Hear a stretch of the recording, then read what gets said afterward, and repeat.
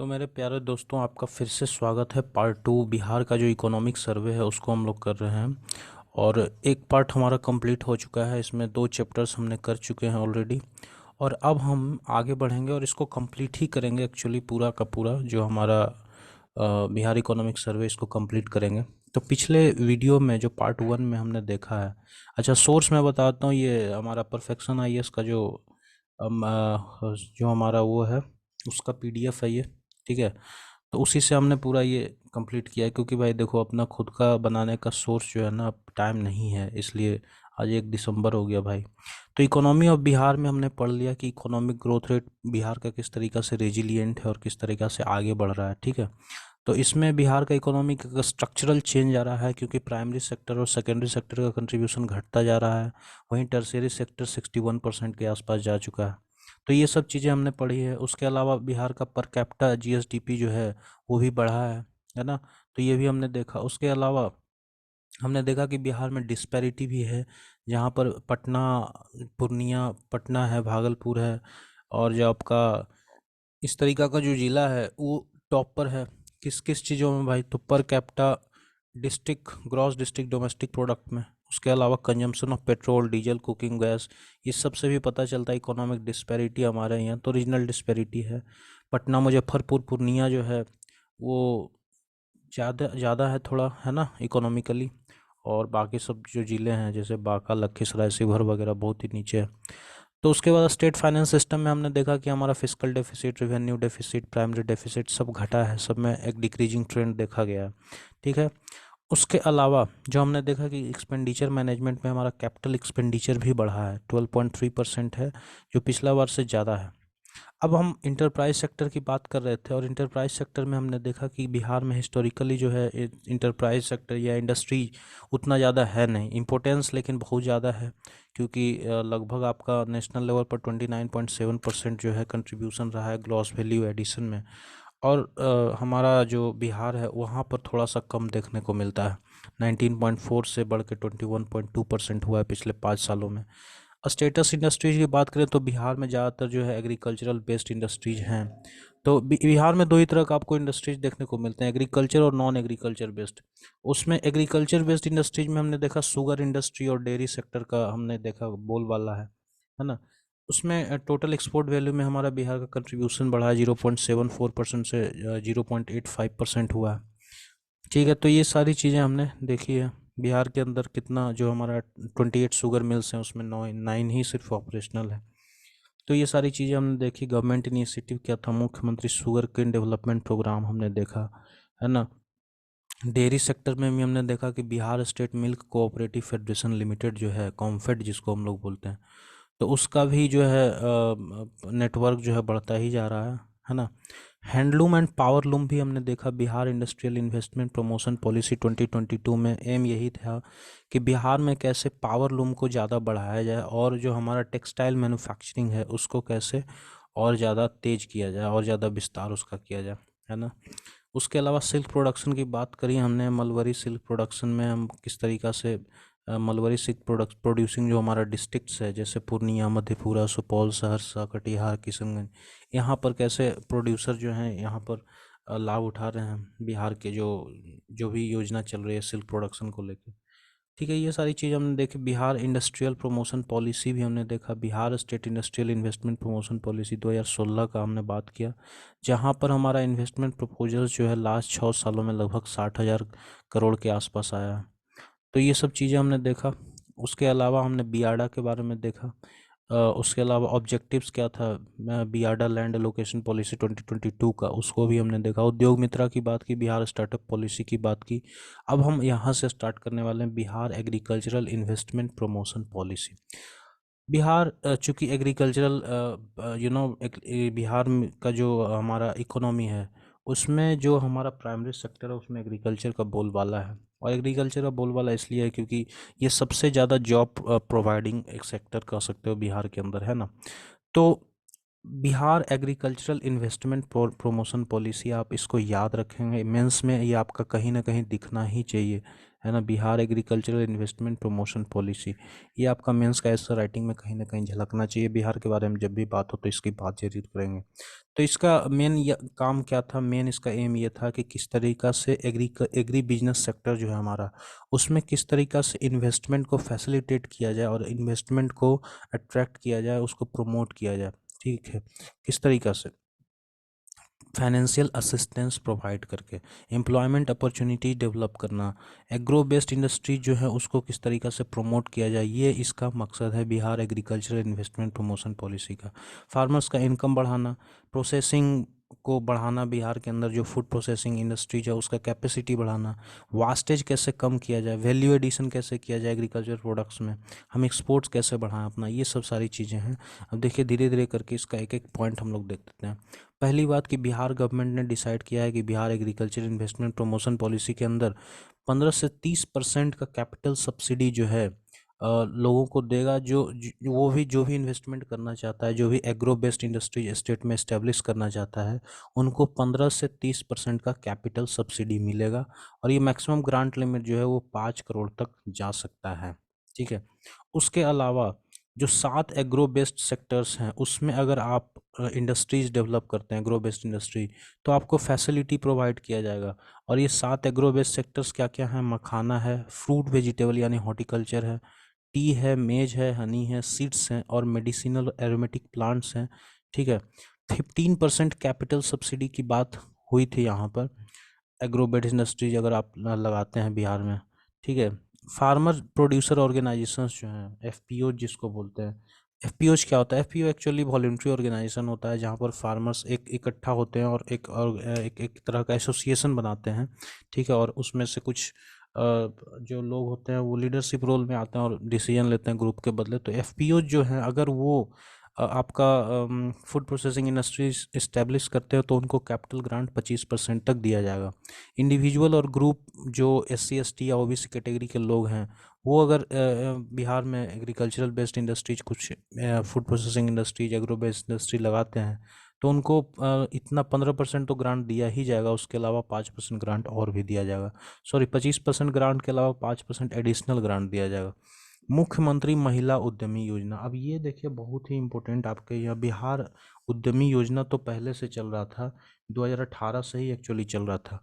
2022 में क्या हुआ है ना कि इसी को थोड़ा सा एक्सटेंड किया गया, कर सकते हैं एक्सपेंशन इसका हुआ है। ठीक है, और बिहार मुख्यमंत्री, आपको मैंने बताया कि उद्यमी योजना जो है बिहार में 2018 में ही स्टार्ट हुआ था। लेकिन ये जो बिहार मुख्यमंत्री उद्यमी योजना था 2018 वाला, वो सिर्फ लिमिटेड था SC ST और EBC, एक्सट्रीमली बैकवर्ड क्लासेज के लिए। 2021 में इसी को मुख्यमंत्री उद्यमी योजना को एक्सटेंड किया गया और इसमें दो नए जो है इसमें जोड़े गए, मुख्यमंत्री महिला उद्यमी योजना। ठीक है, मुख्यमंत्री महिला उद्यमी योजना एक तो जोड़ा गया इसी में, और दूसरा इसमें जो जोड़ा गया वो है मुख्यमंत्री युवा उद्यमी योजना। मुख्यमंत्री युवा उद्यमी योजना मतलब ये कि जो पहले लिमिटेड था SC ST और EBCs के लिए, अब इसको सारी महिलाओं इरिस्पेक्टिव कि वो कौन सी कास्ट से आती हैं और सारे यूथ को इसका जो है लाभ अब दिया जाएगा। इसमें होता क्या था, देखिए मुख्यमंत्री महिला उद्यमी योजना में जो भी बेनिफिशियरी है उनको प्रोजेक्ट कॉस्ट का 50% जो है, जो कि मैक्सिमम 5 लाख हो सकता है, एज ए ग्रांट दिया जाएगा। और 50% जो प्रोजेक्ट कॉस्ट है उसका loan, interest free loan provide किया जाएगा, जिसको 84 महीनों में आप भर सकते हैं, 7 साल का मतलब वक्त वक्त दिया जाएगा। और इसमें वोमेन हर कैटेगरी की हो सकती हैं, ऐसा कोई लिमिटेशन नहीं है कि इस कैटेगरी का हो सकती है। ठीक है, लेकिन यही है एलिजिबिलिटी की 12th पास होनी चाहिए और रेसिडेंट ऑफ बिहार, बिहार के रेसिडेंट होनी चाहिए। एडवांटेजेस क्या है, ऑफ कोर्स वोमेन को एम्प्लॉयमेंट की तरफ अट्रैक्ट करना, वुमेन को सेल्फ रिलायंट बनाना है ना, और ताकि उनका जो कंट्रीब्यूशन है बिहार के प्रोग्रेस में उसको बढ़ाया जा सके। ठीक है, उसके अलावा इससे होगा क्या, बिहार में महिलाएं अगर एडुकेटेड होंगी, अगर बिहार में महिलाएं उद्यमी बनेंगी, तो उससे जो महिलाओं का ओवरऑल हेल्थ और एजुकेशनल स्टेटस जो है वो बढ़ेगा और सेक्स रेशियो में भी सुधार आएगा। उसी के अलावा मुख्यमंत्री युवा उद्यमी योजना भी लागू किया गया है, इसमें भी जो है लोन दिया जाएगा। 10 लाख का आपका टोटल प्रोजेक्ट कॉस्ट जो है, तो उसमें 50% सब्सिडी और 5% लोन दिया जाएगा। ठीक है। इसमें ट्रेनिंग प्रोग्राम्स दिए जाएंगे, लेकिन ये सब सिर्फ और सिर्फ तभी होगा जब आप नया इंडस्ट्री या नया इंटरप्राइज इस्टेब्लिश कर रहे हैं। ठीक है। अब बात करते हैं बिहार के अंदर टूरिज्म की। तो इंडस्ट्रीज़ की बात देखिए हमने कर ली, पूरा ये बहुत ही इम्पोर्टेंट ये जो टॉपिक है इंडस्ट्री वाला, क्योंकि बार बार रिपीटेडली क्वेश्चन पूछा जाता है बिहार में इंडस्ट्रीज का क्या है भाई बताओ। तो आपको बताना होगा कि बिहार में इंडस्ट्रियल ग्रोथ जो है नेशनल लेवल पर तो बढ़ा है, और बिहार के अंदर भी इंडस्ट्रीज का कंट्रीब्यूशन जो है ग्रॉस स्टेट वैल्यू एडिशन में बढ़ा है, 19.4% से 21.1% हुआ है। स्टेटस की बात कर लें तो एग्रीकल्चरल बेस्ड इंडस्ट्रीज बिहार में और नॉन एग्रीकल्चरल बेस्ड इंडस्ट्रीज हैं, लेकिन आपका नॉन एग्रीकल्चर बेस्ड इंडस्ट्रीज ज़्यादा है ना। नंबर ऑफ़ इंडस्ट्रीज भी हमारा बढ़ा है, बहुत ज़्यादा तो नहीं बढ़ा है, लेकिन वर्किंग कैपिटल जरूर बढ़ा है। Share of Bihar in total export value भी बिहार का बढ़ा है। एग्रीकल्चर बेस्ड इंडस्ट्री में शुगर और इंडस्ट्री और डेयरी इंडस्ट्री की हमने बात की है। उसके अलावा हैंडलूम और पावरलूम भी एक बहुत ही इंपॉर्टेंट, आप टेक्सटाइल इंडस्ट्री की बात करेंगे, सिल्क प्रोडक्शन की बात करेंगे, इंडस्ट्रियल प्रमोशन पॉलिसी की बात करेंगे, और बियाडा बियाडा का तो भाई बात करना ही करना है, और बियाडा का जो बियाडा लैंड एलोकेशन पॉलिसी उसका बात करना है, उद्योग मित्र की बात करना है आपको, बिहार स्टार्टअप पॉलिसी की बात करना है, Bihar agricultural investment promotion policy की बात करना है ना। उसके अलावा आपको मुख्यमंत्री महिला उद्यमी योजना और मुख्यमंत्री युवा उद्यमी योजना के बारे में बात करना है। लेकिन पहले सिर्फ मुख्यमंत्री उद्यमी योजना था, इसी का अब दो नया वर्जन आ गया है। अब हम बात करते हैं टूरिज्म इन बिहार। देखिए इससे क्वेश्चन आने के चांसेस बहुत ही कम है, लेकिन आप कह सकते हैं कि बिहार में टूरिज्म सेक्टर को भी बढ़ावा दिया जा सकता है। इससे हमारे यहाँ जो जॉब अपॉर्चुनिटीज़ भी बढ़ेंगी, और जो गवर्नमेंट है उसका एक तरह से रिवेन्यू भी बढ़ेगा। ठीक है।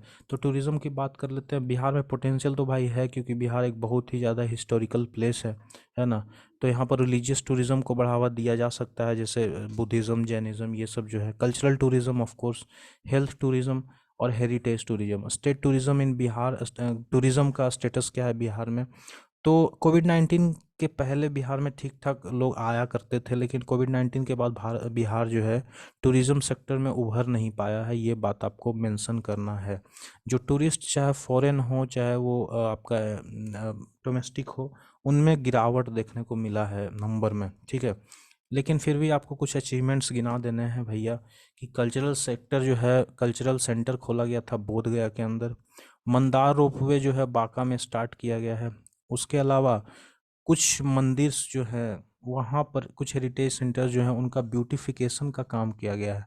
जैसे कोटेश्वर धाम गया में, उसका ब्यूटिफिकेशन का काम किया गया है। अमरवा जो है मंझूलिया वेस्ट चंपारण डिस्ट्रिक्ट में, उसका ब्यूटिफिकेशन का काम किया गया है। उसके अलावा जो राजगीर रोपवे है, और जो नालंदा में एडजॉइनिंग साइट्स हैं, जैसे नालंदा यूनिवर्सिटी का रुइंस है, या फिर बहुत सारे जो म्यूजियम्स वगैरह हैं, उसका भी ब्यूटिफिकेशन का काम किया गया है। पटना साहिब में एक वर्ल्ड क्लास म्यूजियम बनाने की बात कही है। फिर इकोलॉजिकल टूरिज्म या इको टूरिज्म जिसको बोलते हैं, इसको भी बिहार में डेवलप किया जा रहा है, और वाल्मीकि टाइगर रिजर्व इसमें लीड रोल में है। ठीक है। तो बिहार में चूंकि wild life Valmiki tiger reserve है, एक नेशनल पार्क जो है वही वही है। 13 वाइल्ड लाइफ सेंचुरीज भी बिहार में और कम्युनिटी रिजर्व भी हैं, तो इको टूरिज्म का चांस बढ़ता है बिहार में। बिहार गवर्नमेंट ने काफ़ी कुछ किया है इको टूरिज्म को बढ़ाने के लिए। एक separate independent eco tourism wing establish किया गया है। जू सफारी और नेचर सफारी स्टार्ट किया गया है राजगीर के अंदर। Valmiki tiger reserve, Rajgir, Bhimbandh, Kaimur wildlife sanctuary, Kakolat waterfall में जो है इंटरटेनमेंट फैसिलिटीज़ और टूरिस्ट फैसिलिटीज़ को बढ़ाया गया है। ठीक है। ये इको टूरिज़्म के लिए किया गया है, क्योंकि देखिए ये सब जो है क्या है, टूरिज़्म कोई ख़ास यहाँ पर तो है नहीं, नेचुरल चीज़ें हैं जिसको देखने के लिए लोग जाते हैं। तो यही है इको टूरिज़्म, और इसको बढ़ाने के लिए आप ये सब चीज़ें को याद मेंशन करेंगे तो अच्छा रहेगा। वाल्मीकि टाइगर रिजर्व, भीमबंध आपका कैमूर, भीमबंध जो है आपका कैमूर वाइल्ड लाइफ सेंचुरी है, ककोलत वाटरफॉल नवादा के अंदर है। तो ये सब चीज़ों को आप इन्वायरमेंटल डिपार्टमेंट है डेवलप्ड ध्रुवा उद्यान इन पूर्णिया। बायोडाइवर्सिटी पार्क, ये आपको याद रखना है, बायोडाइवर्सिटी पार्क अररिया डिस्ट्रिक्ट में डेवलप किया जा रहा है। ठीक है। बायोडाइवर्सिटी पार्क एक पीरपैंती में भी डेवलप किया जा रहा है गया के अंदर। ठीक है। ये सब सारी चीज़ें आपको याद रखना है। उसके अलावा टूरिज़्म के नाम पर ही गया जी डैम बनाया गया है, टूरिज़्म को बढ़ावा देने के लिए ही, क्योंकि गया में बहुत सारे लोग आपको आते हैं, डोमेस्टिक जो है ट्रेवलर्स आते हैं जो पिंड दान करते हैं गया के अंदर। तो उसी के लिए रबर डैम बनाया गया है जिसका नाम गया जी डैम है, फल्गु के ऊपर। ये सब चीज़ें आपको याद रखना है। Contribution of tourism in Bihar, of course tourism sector का बिहार के अंदर सोशल और इकोनॉमिक ट्रांसफॉर्मेशन में ग्रेट पोटेंशियल है। एम्प्लॉयमेंट अपॉर्चुनिटी डेवलप करता है, अनएम्प्लॉयमेंट को भगाता है ऑफ कोर्स। टूरिज्म फैसिलिटीज़ जब डेवलप होता है तो उसके साथ साथ बिहार का इंफ्रास्ट्रक्चर डेवलपमेंट भी होता है। ठीक है, लोगों को कहीं ना कहीं डायरेक्टली इनडायरेक्टली फ़ायदा तो होता ही है। इससे आपका माइग्रेशन रेट जो बिहार से बहुत ज़्यादा हो रहा है वो भी कमता है। फिजिकल इंफ्रास्ट्रक्चर भी एक चैप्टर है बिहार में, लेकिन इससे ना क्या है भाई कि क्वेश्चन बहुत कम पूछा जाता है। स्टेट हाईवे, नेशनल हाईवे से क्या ही क्वेश्चन पूछा जाएगा, लेकिन फिर भी अगर आपको पढ़ना है तो आप ज़रूर एक बार थोड़ा सा जो ब्रॉड हेडलाइंस है उसको आप एक बार देख लीजिएगा। कोई बहुत ज़्यादा इससे क्वेश्चन आने वाला है नहीं। ठीक है, हमारा जो सबसे इम्पोर्टेंट चैप्टर है वो है ई गवर्नेंस वाला चैप्टर। इसमें बिहार का गवर्नमेंट का क्या इनिशिएटिव रहा है हमारा ई गवर्नेंस सेक्टर में, इस पर आपका ज़्यादा फोकस होना चाहिए। तो देखिए, हमारा जो टेलीफोन कनेक्शन है या टेली डेंसिटी जिसको बोलते हैं, वो बिहार में 50.7% है। ठीक है, हर 100 इंडिविजुअल में 51 आदमी के पास लगभग टेलीफोन कनेक्शन है। तो ये टेली डेंसिटी है जो लगभग इंडिया में सबसे कम में आता है। ठीक है, बिहार का लगभग 1/3 पॉपुलेशन जो है उसमें इंटरनेट कनेक्शन है। ठीक है, लगभग इंटरनेट कनेक्शन है 1/3 पॉपुलेशन के पास लगभग, मतलब इसका मतलब ये होता है कि लगभग हर फैमिली के पास इंटरनेट का एक्सेस है।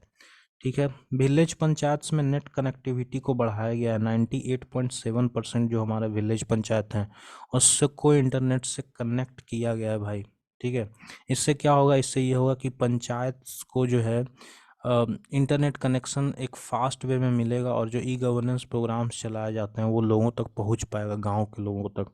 ठीक है, ऑप्टिकल फाइबर केबल्स का हमने विस्तार किया है, और लगभग 1 लाख किलोमीटर ऑप्टिकल फाइबर हमने बिछा डाले हैं।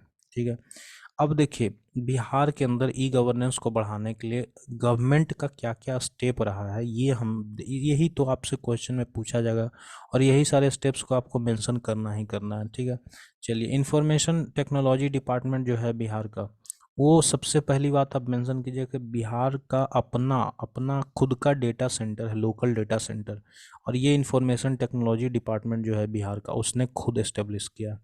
ठीक है, through out the state general facilitation centre, सामान्य सुविधा केंद्र जो हैं बिहार के अंदर, काफ़ी सारे डिस्ट्रिक्ट्स में सामान्य सुविधा केंद्र खोले गए हैं, जिससे ई गवर्नेंस सर्विसेज को लोगों तक आसानी से पहुंचाया जा सकते।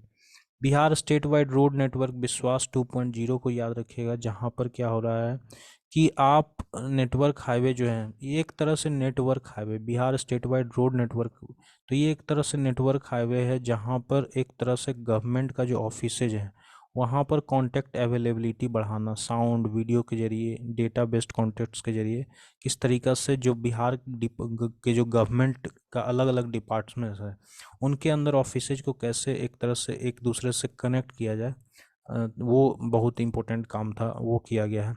सेकलान का भाई जरूर यूज करना भाई, सेकलान।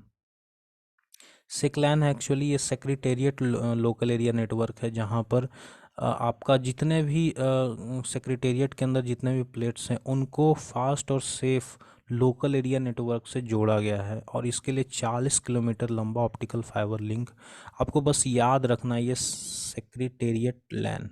ठीक है, सेक्रेटेरिएट लोकल एरिया नेटवर्क। ठीक है, वाईफाई कैंपस प्रोजेक्ट का भाई ज़रूर याद रखना कि हमारा जो यूनिवर्सिटी है बिहार के अंदर उनके कैंपसेज में किस तरीक़ा से वाईफाई जो है डेवलप, वाईफाई को इंस्टॉल किया जाए। ठीक है, और ये बिहार का सात निश्चय प्रोग्राम के अंदर ही आता है। तो ये तीन चीज़ आपको यहाँ से मिल रहा है, सेकलैन मिल रहा है, उसके अलावा वाईफाई कैंपस प्रोजेक्ट मिल रहा है, और ये आपका सामान्य सुविधा केंद्राज और विश्वास 2.0, ये याद रखना है। ठीक है, बिहार आधार स्टैंडर्डाइजेशन, बिहार वन पोर्टल, ये आपको याद रखना है, बिहार वन पोर्टल। ठीक है, ठीक है, इससे क्या होगा कि डेटा बेस्ड गवर्नेंस होगा, और सॉल्यूशन जो भी होगा वो उसको सही से किया जाएगा। आईटी टावर डेवलप करने की बात कही जा रही है। ठीक है, ताकि इन्वेस्टमेंट को अट्रैक्ट किया जा सके और एम्प्लॉयमेंट अपॉर्चुनिटी बढ़ाया जा सके। आईटी पार्क बनाया जा रहा है बिहटा बिहार में। ठीक है, उसके अलावा जो है राजगीर में जो नालंदा यूनिवर्सिटी है उसके पास ITCT 2 डेवलप किया जा रहा है, दूसरा ITCT डेवलप किया जा रहा है। आईसीटी इंफ्रा प्रोक्योरमेंट जो है ये भी एक फर्म गवर्नमेंट जो है वो जो इंफॉर्मेशन कम्युनिकेशन टेक्नोलॉजी है बिहार के अंदर उसको कैसे फैलाया जाए, इसलिए आईसीटी इंफ्रा प्रोक्योरमेंट जो है वो कर रही है स्टेट गवर्नमेंट।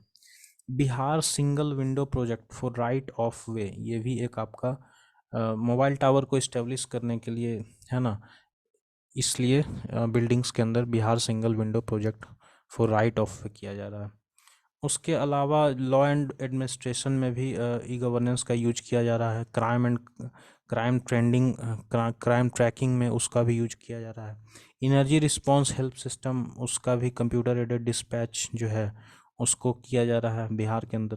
और ये आपका नेवा तो बहुत ही इंपॉर्टेंट है, नेशनल ई विधान एप्लीकेशन। इसमें आपको याद रखना है कि बिहार का लेजिस्लेटिव काउंसिल जो है ना, बिहार लेजिस्लेटिव काउंसिल, वो इंडिया के अंदर पहला हाउस बन गया है जो पूरी तरीक़ा से नेवा प्लेटफॉर्म को कम्प्लीटली जो है वो ट्रांजिट हो चुका है आपका नेवा में। नेवा क्या है भैया? नेवा एक डिजिटल लेजिस्लेटिव इंफ्रास्ट्रक्चर है जो पूरा इंटायर जो लॉ मेकिंग प्रोसेस है उसको ऑटोमेट करना चाह रहा है, ठीक है, उसको डिजिटल बनाना चाह रहा है, ठीक है। तो कोई भी जो स्टेट लेजिस्लेटिव असेंबली या कोई भी हाउस होता है जो स्टेट के अंदर, उसको अगर नेवा को अडॉप्ट करना है तो मेमोरेंडम ऑफ अंडरस्टैंडिंग साइन करना होता है दूसरे स्टेट से। तो बिहार में भी एमओयू साइन हुआ है 18 स्टेट्स के साथ। तो नेशनल ई विधान एप्लीकेशन में आप याद रखिएगा, बिहार लेजिस्लेटिव काउंसिल जो है इंडिया के अंदर पहला ऐसा हाउस बना है जो जिसने नेवा प्लेटफॉर्म को कम्प्लीटली अडॉप्ट कर लिया। साइबर सिक्योरिटी की बात करेंगे, सर्टिन एक्चुअली इंडिया का साइबर जो आपका इमरजेंसी रिस्पांस टीम इसका बोला जाता है, ये सेंट्रल गवर्नमेंट का एजेंसी है। ई प्रिजन की आप ज़रूर बात करेंगे भाई, ई प्रिजन का बात करेंगे, ठीक है। चाइल्ड लेबर ट्रैकिंग सिस्टम हमारे पास है, CLTS, ठीक है।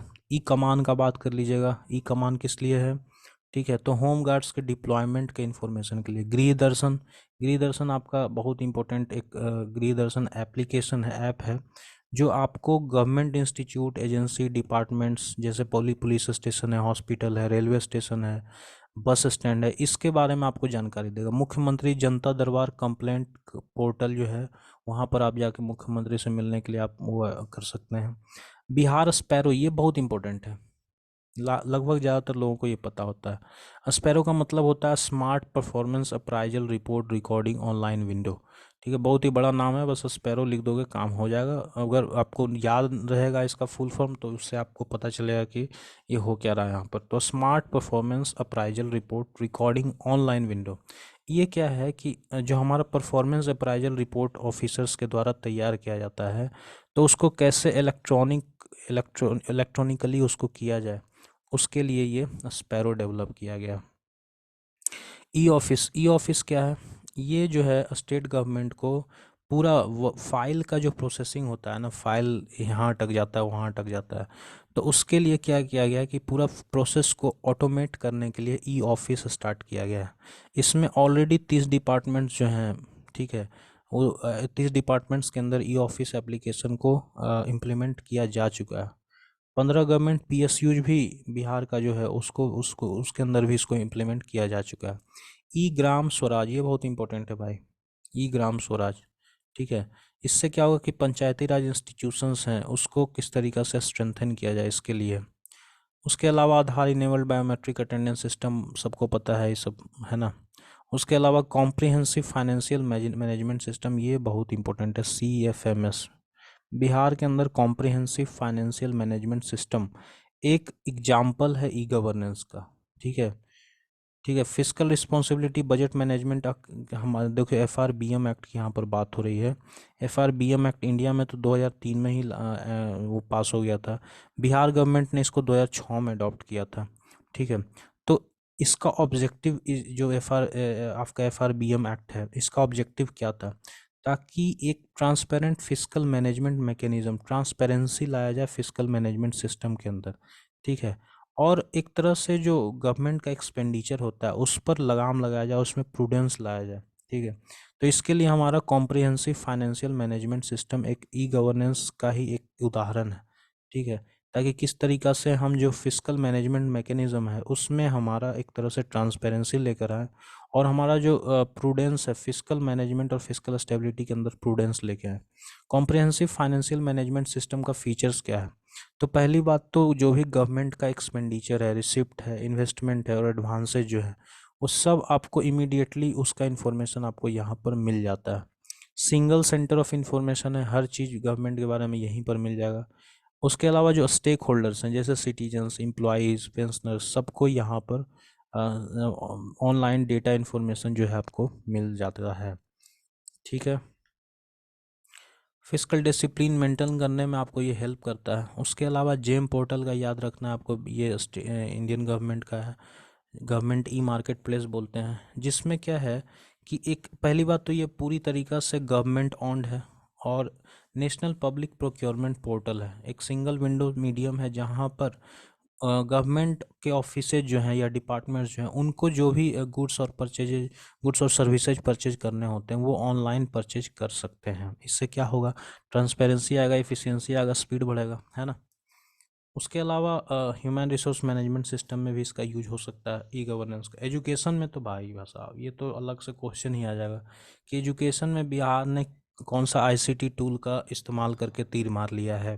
तो आपको याद रखना है, मेधा सॉफ्ट जो हमारा एक सॉफ्टवेयर है उसका बिहार के अंदर यूज किया जा रहा है। इससे क्या होगा कि जितने भी गवर्नमेंट स्कूल्स हैं या गवर्नमेंट एडेड स्कूल्स हैं उनको स्टूडेंट्स का जो भी डिटेल्स है उसको मैनेज करने में हेल्प करेगा।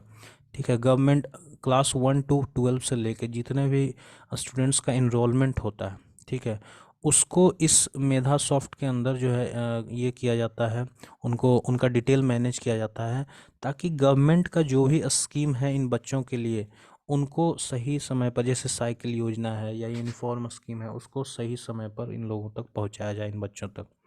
उसके बाद अश्विन बिहार नाम का एक आपके पास, ये हेल्थ सेक्टर में, हेल्थ, वाटर और सप्लाई हाइजीन में किस तरीक़ा से, अश्विन बिहार नाम का एक ऐप है जो आशा और आशा वर्कर्स जो हैं उनके लिए ये डेवलप किया गया है। उससे होता क्या है कि जो आशा वर्कर्स हैं ना वो अपना डेली और मंथली एक्टिविटी को इसमें डाल देती हैं और उससे क्या होता है कि उनको जो भी मंथली इंसेंटिव उनका बनता है उससे जो है अपने आप ये जनरेट होके उनके खाते में चला जाता है पैसा।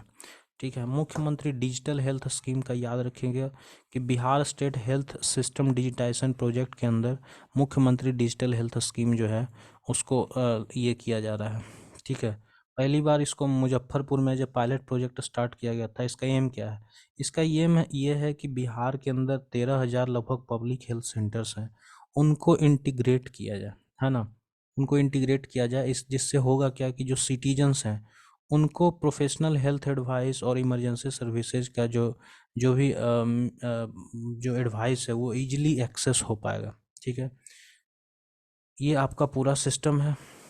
पंचायत निश्चय सॉफ्ट, ये बहुत इंपॉर्टेंट है। देखिए, पंचायती राज डेवलपमेंट में या रूरल डेवलपमेंट में किस तरीक़ा से आईसीटी का यूज हो रहा है वो आप देखिए। पंचायत निश्चय सॉफ्ट यानी पंचायत निश्चय सॉफ्टवेयर का यूज किया जा रहा है। इससे क्या होगा कि हमारा पंचायती राज डिपार्टमेंट का जो बहुत सारा फाइनेंशियल प्रोग्रेस है और बहुत सारे जो स्कीम्स हैं उनका किस तरीक़ा से इम्प्लीमेंटेशन हो रहा है उनके बारे में आपको इन्फॉर्मेशन मिलेगा। ठीक है, जैसे मुख्यमंत्री ग्रामीण गली नली पक्कीकरण निश्चय योजना है, पंचायत सरकार भवन योजना है, इस तरीका का जो भी स्कीम चल रहा है ना, पंचायती राज डिपार्टमेंट, उसके बारे में आपको इन्फॉर्मेशन मिल जाएगा। ठीक है, फूड एंड सिविक सप्लाई में ये सब चीज़ें तो आपको पता ही। E transport MMP mission mode project में चल रहा है। ई ट्रांसपोर्ट, ई ट्रांसपोर्ट क्या है भैया, ये ministry of road transport and highway का है। तो ये तो नेशनल गवर्नमेंट का एक्चुअली आईसीटी है।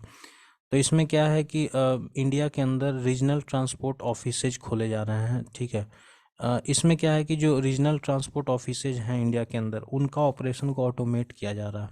ठीक है, service based on rights and complaints, किस तरीक़ा से जो पब्लिक ग्रीवांसेज को एड्रेस करने के लिए आईसीटी का यूज किया जा रहा है बिहार में। तो Bihar public services right act 2011, Bihar government servant complaint redressal system, Bihar public complaint redressal right system, emergency e services, ठीक है, disaster action centre and multi risk report portal, ये डिजास्टर मैनेजमेंट में कैसे यूज हो रहा है ये आपको याद रखना है। बीम्स बहुत इंपॉर्टेंट है। Bihar embankment asset management system क्या है, Bihar embankment asset management system, ताकि जो इम्बैंकमेंट्स जो हैं रिवर्स के राउंड उसके बारे में सही तरीक़ा से डेटा को मैनेज किया जा सके। फ्लड फोरकास्टिंग मॉडल भी हमारे यहाँ डेवलप किया जा रहा है।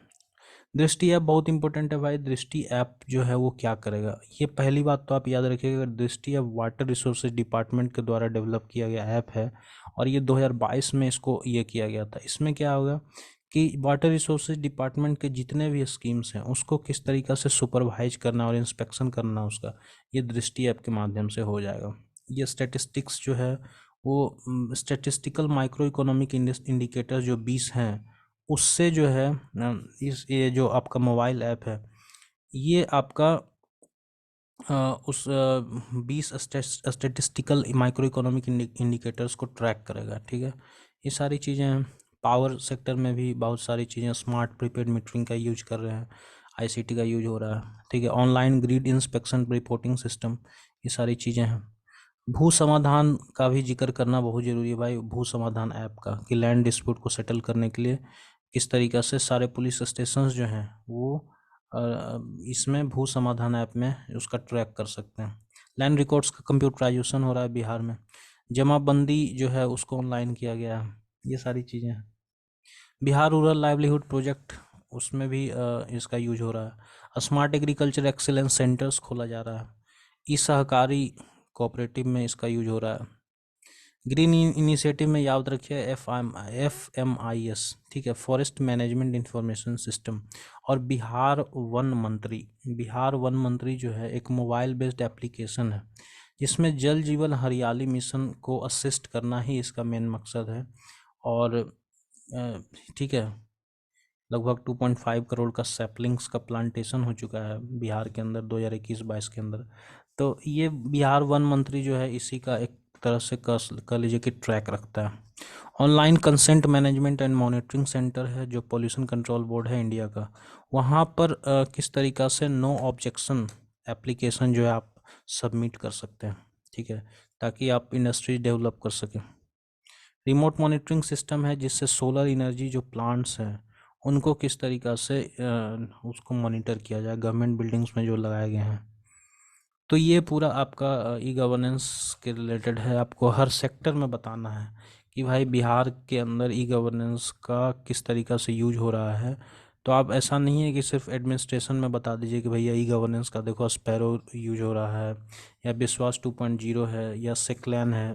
ये इतना से बताने से काम होगा नहीं। बिहार वन पोर्टल आपको बताना पड़ेगा हर एरिया में कैसे कैसे यूज हो रहा है, क्राइम एंड क्राइम ट्रेंडिंग में कैसे यूज हो रहा है, लॉ इन्फोर्समेंट में कैसे यूज हो रहा है ना, हेल्थ सेक्टर में कैसे, एजुकेशन में कैसे यूज हो रहा है, ये सारी चीज़ें आपको बताना है। नेशनल ई विधान एप्लीकेशन का बात करना है, ई प्रिजन का बात करना है, चाइल्ड लेबर ट्रैकिंग में कैसे यूज हो रहा है, ई ऑफिस का बात करना है, CFMS comprehensive finance management system का बात करना है ना, लैंड डिस्प्यूट के लिए कैसे मेधा सॉफ्ट स्विन बिहार, सारी चीज़ें आपको ये आपको याद रखना है। एक्चुअली एक दो लाइन है भाई, लिख लो, रिवाइज हो जाएगा। ठीक है, तो अब हम स्टार्ट करते हैं हमारा रूरल डेवलपमेंट। रूरल डेवलपमेंट एक बहुत ही इंपॉर्टेंट चैप्टर है खास करके बिहार के लिए, क्योंकि बिहार में आपको पता है लगभग 89% पॉपुलेशन सेंसस 2011 के अनुसार बिहार में जो है लोग ग्रामीण एरिया में रह रहे हैं ना। तो ये आपका बहुत ही इंपॉर्टेंट चैप्टर हो जाता है। ठीक है, चलिए स्टार्ट करते हैं। रूरल डेवलपमेंट में सबसे पहली बात आप बता देंगे कि बिहार के अंदर रूरल पॉपुलेशन कितना है। तो 2011 सेंसस के हिसाब से हमारा 89% जो है लोग, बिहार के लोग जो हैं वो ग्रामीण एरिया में रह रहे हैं। ठीक है, पिछले कुछ सालों में जो स्टेट गवर्नमेंट ने है वो आप देखिए तो ऑन एन एवरेज 10% के लगभग खर्च किए हैं GSDP का। ठीक है, जो भी गवर्नमेंट का टोटल एक्सपेंडिचर हुआ है उसका 10% लगभग रूरल डेवलपमेंट पर खर्च किया गया है, जबकि नेशनल एवरेज ये लगभग 5% का ही है, लगभग डबल हमने खर्च किया। ठीक है, बहुत सारे स्कीम्स, बहुत सारे प्रोग्राम्स चलाए गए हैं। उन्हीं में से एक जो प्रोग्राम है वो जीविका, और ये पूरा चैप्टर ही जीविका पर समर्पित। तो जीविका के बारे में काफ़ी डिटेल में पढ़ना है इस चैप्टर के अंदर। जीविका क्या है भैया? तो जीविका एक रूरल लाइवलीहुड प्रोजेक्ट है। नाम से ही पता चल रहा है, जीविका का मतलब ही होता है लाइवलीहुड। ठीक है, कि कैसे लोग भरण पोषण अपना करते हैं, क्या करते हैं, उसके लिए जीविकोपार्जन के लिए, इसी को जीविका कहा जाता है। ठीक है, तो हमारा जीविका जो है एक रूरल लाइवलीहुड प्रोग्राम है जो गांव के लोग हैं उनका लाइवलीहुड को कैसे इम्प्रूव किया जाए और कम्युनिटी लेवल पर कैसे रिसोर्सेज को अरेंज किया जाए उसके लिए जीविका प्रोग्राम को लॉन्च किया गया था। ये बिहार गवर्नमेंट का प्रोग्राम है ऑफ कोर्स, लेकिन ये वर्ल्ड बैंक द्वारा असिस्टेड प्रोग्राम है, इसका भी आपको जिक्र करना पड़ेगा। इसका काम क्या है? काम ये है कि सेल्फ हेल्प ग्रुप बनाना, ठीक है। जो गांव के अंदर जो गरीब हाउस होल्ड्स हैं, गरीब जो घर के महिलाएं हैं, उनको सेल्फ हेल्प ग्रुप उनका बनाना, ठीक है, मेंबरशिप तैयार करना।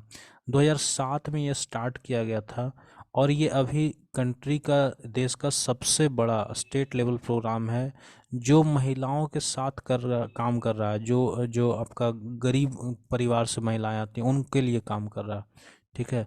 2022 के अंदर लगभग 10.5 लाख सेल्फ हेल्प ग्रुप्स को जीविका के अंदर बनाया जा चुका है, ठीक है। सेल्फ हेल्प ग्रुप का मतलब होता है कि कुछ महिलाएं जो हैं, 4 5 या 6 7 8 9 10 महिलाएं जो हैं एक साथ एक ग्रुप बनाती हैं, एक और एक तरह का एसोसिएशन बनाती हैं। और हर महिला अपना कुछ कंट्रीब्यूशन, 20 रुपया 30 रुपया का कुछ मंथली कंट्रीब्यूशन करती है इसमें, जिससे पैसा जमा होता है। अब मान लीजिए किसी महिला को कुछ पैसे की ज़रूरत पड़ गई तो यहाँ से इसको लोन मिल जाएगा। कहीं आपको स्टेट बैंक ऑफ इंडिया और पीएनबी का चक्कर लगाने की ज़रूरत नहीं, यहीं ऑर्गेनाइजेशन से ही आपको लोन मिल जाएगा सस्ते दामों पर। और जो भी इंटरेस्ट रेट आएगा वो बाकी 9 जो महिलाएं हैं उनको भी इसका फ़ायदा मिलेगा। तो इस तरीक़ा से महिलाएं जो है अपना छोटा मोटा काम जो है ये लोन लेके यहाँ से कर सकती हैं, है ना, ये है पूरा। और उसके अलावा जो स्टेट गवर्नमेंट है वो भी फाइनेंशियल हेल्प करती है सेल्फ हेल्प ग्रुप्स को, है ना। और काफ़ी सारे ट्रेनिंग प्रोग्राम्स वगैरह जीविका के जो मेंबर्स हैं उनको दिया जाता है ताकि वो अपना कुछ कर सकें, ठीक है, लाइवलीहुड के लिए। अब देखिए इसमें जीविका का प्रोग्रेस रिपोर्ट दिया गया है कि जीविका किस तरीके से बिहार में क्रांतिकारी एक क्रांतिकारी प्रोग्राम रहा है। 2007 में ही लागू हुआ था, तो अब तो भाई बहुत दिन हो गए इसके, लगभग आपका 15 साल हो गया इसको इम्प्लीमेंट हुए। तो देखते हैं इसका क्या रिपोर्ट कार्ड रहा है।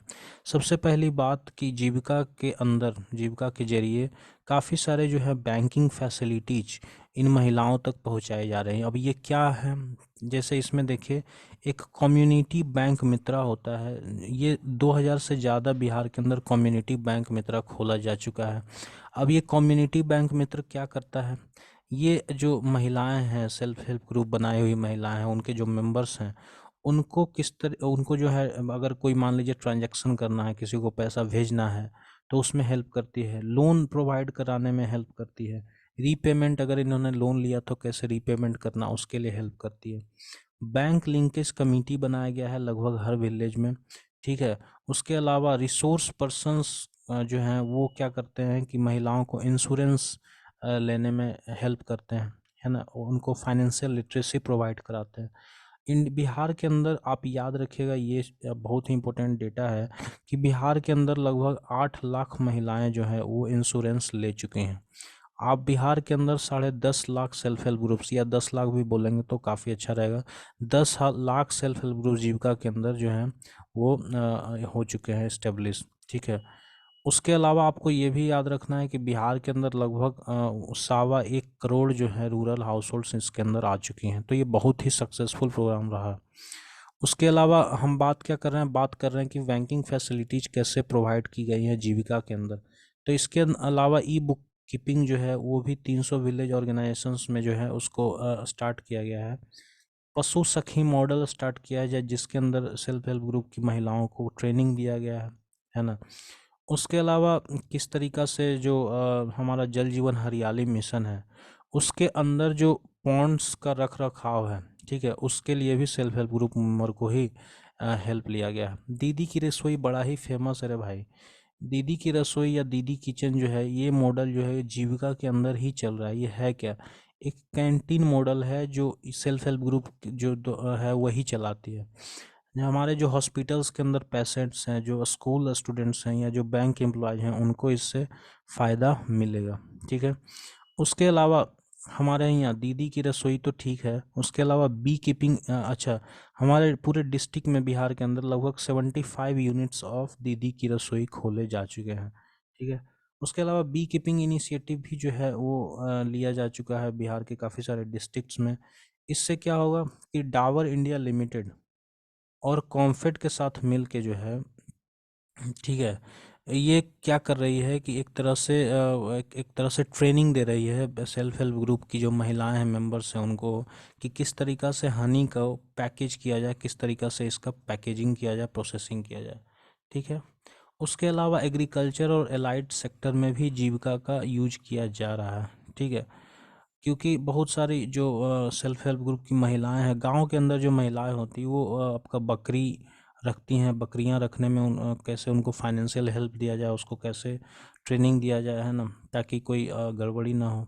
डेयरी सेक्टर में चूंकि बहुत हेल्पफुल होगा, है ना, अगर मान लीजिए कि पशुपालन करती हैं महिलाएं गांव की, तो उन उस डेयरी सेक्टर में भी हेल्प होगा, है ना। उसके अलावा फूड सिक्योरिटी फंड और हेल्थ रिस्क फंड भी इन ऑर्गेनाइजेशंस के लिए प्रोवाइड किया गया है। रिन्यूएबल एनर्जी में जो हमारा the energy and resource institute है, टेरी, उन्होंने जीविका प्रोग्राम के साथ पार्टनरशिप किया है, ताकि जो बिहार की ग्रामीण महिलाएं हैं उनको किस तरीक़ा से जो क्लीन एनर्जी प्रोडक्ट्स हैं, जैसे सोलर लैंप्स हैं या इस तरीक़ा का जो प्रोडक्ट है, उसको कैसे अफोर्डेबल दाम में उनके पास तक पहुंचाया जा सके। ठीक है। जीविका वुमेन इनिशिएटिव, अब ये देखिए हुआ क्या है ना, कि एक कंपनी खोली गई है जिसका नाम है जे वायर्स। इस कंपनी का नाम ही है जे वायर्स। जे वायर्स क्या है? ये Jeevika women initiative renewable energy and solution private limited नाम की कंपनी है, जिसको खोला गया है ना। इसका काम क्या है? कंपनी का काम ये है कि किस तरीक़ा से जो हमारा सोलर एनर्जी प्रोडक्ट्स हैं उनको किस तरीक़ा से प्रोडक्शन उनका बढ़ाना है, उनका डिस्ट्रीब्यूशन करना है, और एक तरह से समझिए कि कस्टमाइज्ड सर्विसेज प्रोवाइड करना है जो भी लोग इसके प्रोडक्ट को यूज कर रहे हैं।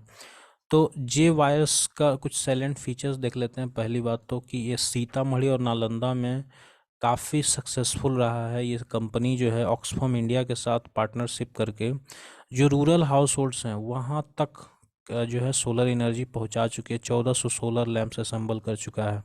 स्ट्रीट लाइट्स जो हैं उसको इंस्टॉल कर चुका है ना।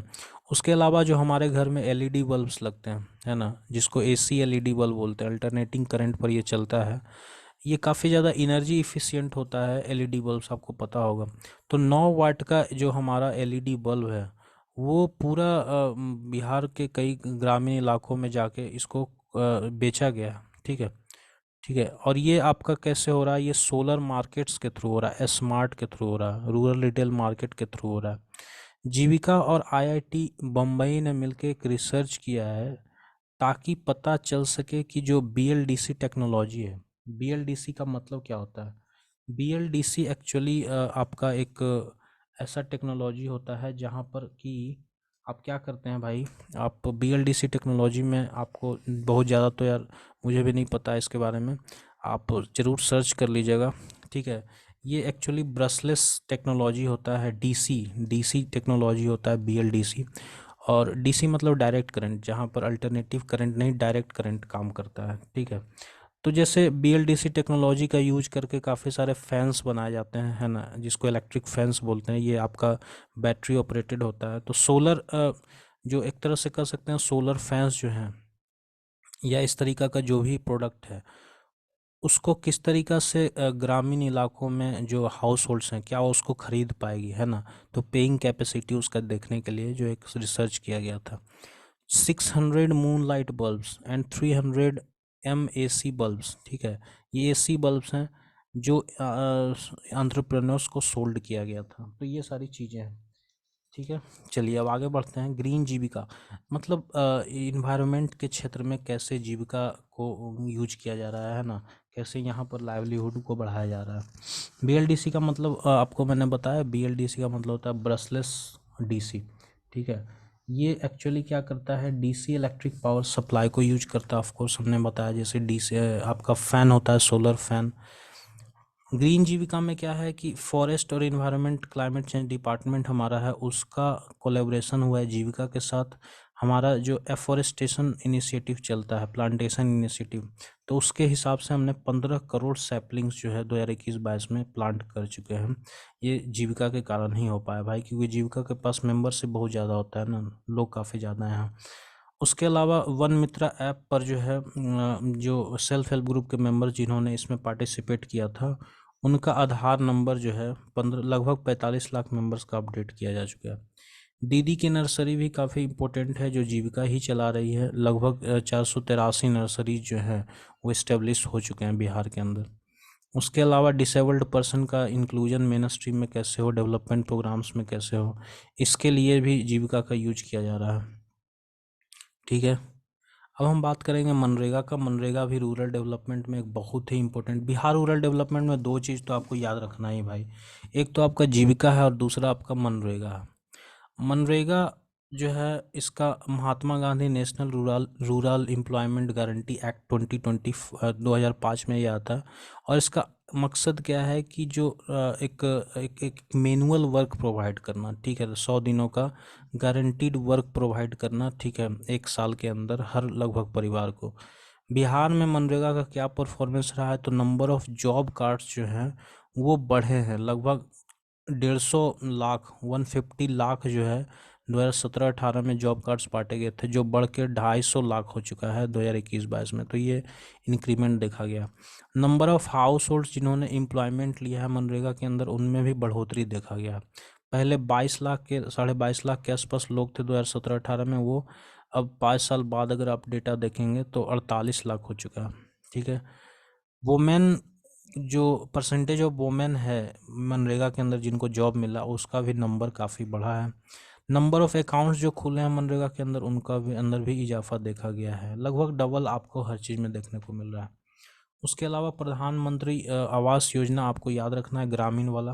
प्रधानमंत्री आवास योजना में बिहार में क्या हुआ है भैया, तो इसमें होता क्या है कि पहले तो ये 60-40 रेशियो में चलता है, जिसमें सेंट्रल गवर्नमेंट 60% प्रोवाइड करती है फंडिंग का, 40% स्टेट गवर्नमेंट। हर रेसिडेंशियल यूनिट के लिए ज़्यादा से ज़्यादा 1,20,000 रुपया दिया जाता है। ठीक है, प्रधानमंत्री आवास योजना का बिहार में क्या प्रोग्रेस रहा है भैया, तो 2021-22 के अंदर जो हमारे हाउसेज कंप्लीट हुए हैं बिहार के अंदर, वो लगभग 3.1 लाख हाउस जो है वो कंप्लीट हो चुका है। ठीक है, ये 6 लाख हाउसेज जो है वो कंप्लीट हो चुका है। और ये हमारा जो टोटल बजट था उसका 60% लगभग वो हो चुका है, यूज हो चुका है। उसके अलावा आपका गृह स्थल योजना है। गृह स्थल योजना जो है उसमें 3 कंपोनेंट है, एक महादलित विकास मिशन है, गृह स्थल योजना है, और ट्राइबल सब मिशन है। तो गृह स्थल योजना में क्या है कि जो लैंडलेस लोग हैं तो उनको घर बनाने के लिए ज़मीन दिया जाता है, तो ये भी एक इम्पोर्टेंट योजना है। ठीक है, ये सारी चीज़ें। पंचायती राज का जो है रूरल डेवलपमेंट बिहार में, उसमें क्या योगदान है, इसका बात करेंगे आप, तो आप जरूर बात करेंगे कि 73rd कॉन्स्टिट्यूशनल अमेंडमेंट एक्ट आया था, जो पंचायती राज इंस्टीट्यूशंस को एक कॉन्स्टिट्यूशनल स्टेटस दिया और बहुत सारा सुधार लेके आया। तो वही चीज़ को बिहार में बिहार पंचायती राज एक्ट 2006 के जरिए इम्प्लीमेंट किया गया था, जिसमें 50% रिजर्वेशन महिलाओं को दिया गया।